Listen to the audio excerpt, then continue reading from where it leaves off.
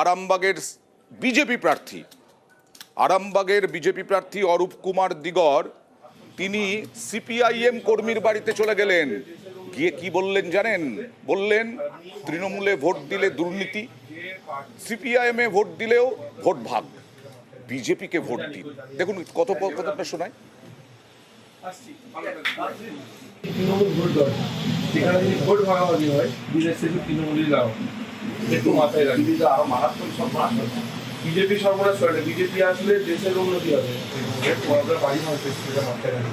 আমি জানি কেউ জানি আর জানি। এবার আপনি আসছি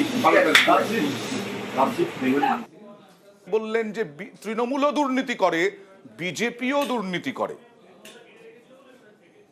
এখানে বাম কি তৃণমূল সেটা নয়, আমাদের কর্মসূচি হচ্ছে প্রতিটা বাড়ি যাওয়া। সেখানে তার ব্যক্তিগতভাবে সে পার্টি করতে পারে, কিন্তু আমাদের প্রতিটা বাড়িতে আমরা যাবো প্রচার সাথে। বাম নেতা কি বললেন? কিছু না, সৌজন্যমূলক সাক্ষাৎ। গেট খোলা আছে, হরহর করে ঢুকে পড়েছে। তা ঢুকে পড়েছে, তাদেরকে তো আমি আর চলে যেতে বলতে পারি না। এবারে আমার যা রাজনীতির কথা বলে দিয়েছি তাদেরকে, ওনারা আশীর্বাদ চাইছেন। আমি বলবো কি আশীর্বাদ করব?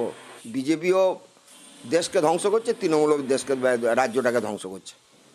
ওরাও দুর্নীতি করছে, এরাও দুর্নীতি করছে।